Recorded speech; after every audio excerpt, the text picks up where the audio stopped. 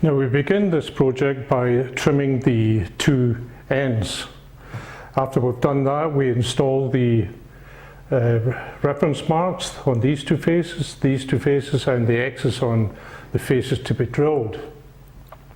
Now you'll notice that we not only have an end joint here, we have a face joint. So in order to complete the face joint, we have to change Dowelmax from this configuration to the second configuration, or face joint configuration. What that entails is removing the clamp bracket in its entirety with the two studs and knobs, and rotating it and attaching it to the end of the reference bracket. That process takes about 15 seconds. When you've finished that, you've got this, and that enables you to drill into the face of the wood. Now for this there's quite a lot of weight here on this bracket, so we need good strength, so we're going to use 2-inch dowels for all the joints. And you'll notice that the width of the wood is, or the thickness of the wood is 1¼ inch. So in order to center on 1¼ inch, we have to use a simple formula, which is half the thickness minus 3/8. So half of 1¼ inch is 5/8, less 3/8 is a quarter. So what we do there is we loosen off the studs on the reference bracket, install 2 1/8 inch spacers or 1/4 inch spacer, and we're ready to go. Now we'll begin by doing the end joint.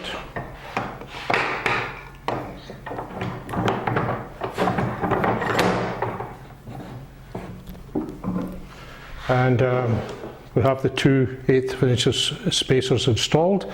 We go to the check mark, there's a check mark here. We install that there, bring it up to the end, get it aligned properly, clamp it, and then drill 1, 2, 3, and 4. And I've already done that, and you can see it's perfectly aligned. Now we now go to the second joint, which is the face joint configuration. And once again, we'll go to the Dowelmax in its second configuration, or face joint configuration. And once again, there's a check mark here, which goes to there. And on this occasion, the check mark is on this side, so we align Dowelmax with that. Now remember, when you're doing a joint like this, the tendency for people is to align it to the end of the reference bracket here, but that's incorrect. You always align it to the reference block, which is slightly protruding. So line it there, tighten the clamp screws, and you drill the same. Now we've still got the 1/4 inch spaces in here, you must do that. And then you drill 1, 2, 3, and 4, exactly as we did before. Now when that's completed, I'm just going to dry fit it and use 2 dowels, or it'll be difficult getting it apart again. Go to your check marks again when you're lining up. Now, first thing we have to do here is make pretty sure that we're absolutely square using the set square, and leave it like that. That's perfect as it is just now. Now this diagonal is again 1¼ inch thick, so we use the 2 1/8 inch spacers to center, and it finishes up at 23 inches long. That's the design length, but leave it a bit longer, and then you drill. You cut a 50-degree angle on this face and a 40-degree angle on this face. Now the reason for that is that when we put it together, we want to leave as much space in this area for the drill, or for the screwdriver to insert the wall-mounted bracket. So we have 40 here and 50 there. Now don't worry about these angles, because Dowelmax adapts exactly to the angle required. It doesn't matter if it's 45, 60, 22.5, it doesn't matter. It will automatically adjust to that angle. Now, as I said, this is finished, so it's 23 inches exactly, and we make sure we've got this square. And now what we do is we mark 2 at the end of the apex. You can't see that there, but at the end of the apex, the tip of the apex, you draw a line, as you can see here. You draw a line there. When that's finished, continue that line using the set square.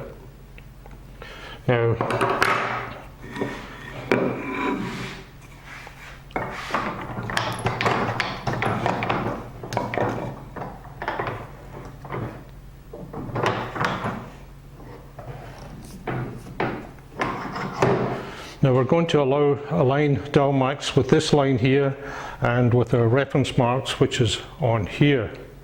Now, again, we're using the centering rule. So this is 2 7/8 to accommodate these 4 dowels. So it's 2 7/8, so half that is 1 7/16, less 3/8 is 1 1/16.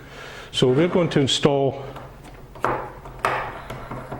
the required spacers to do that, and we'll also have to open up this end a bit to give us a spread to go on this piece of wood here. So that's just to spread, and this end is for the alignment. So we install the spacers and then go to the reference markers on this side and bring it up to the mark,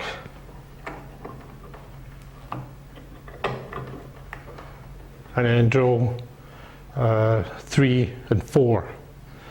That's to correspond to the 3 and 4 in this one and that one.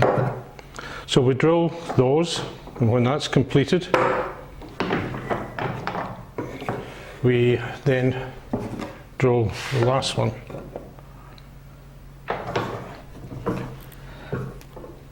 Now the same thing, there's the reference mark. Bring it up to the line. That's where your wood will finish up.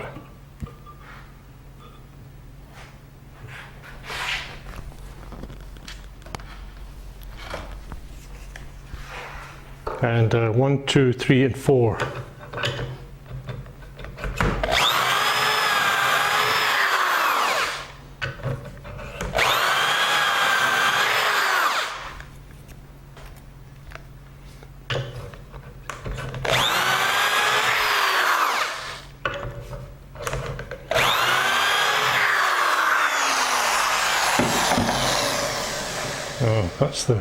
I've done all the other joints, so this is the last one to do. However, I should show you the process for the angle joint. Both, of course, are the same.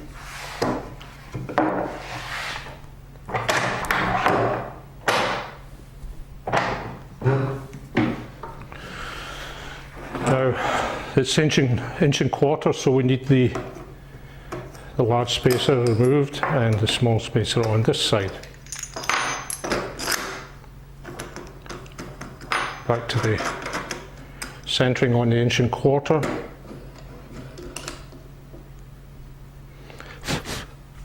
Now all you do here is go to your check mark, which is on this side, check mark to there, bring it up to the apex, clamp, and drill 3 and 4, and that will correspond to this one and the other joint on the top. Follow exactly the same procedure on this end, and that's about it.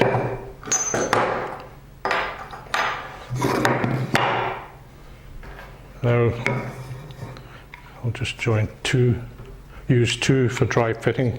We'll have trouble getting it apart.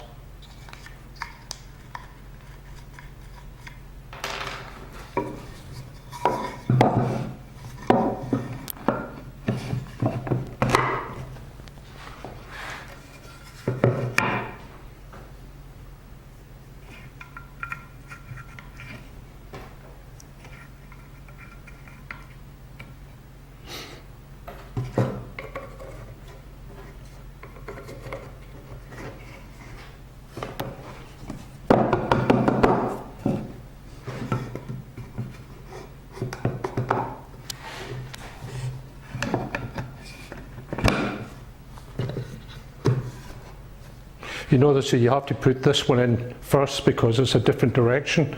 So you actually glue this one first, make sure, and dry fit this one so you know you're absolutely square.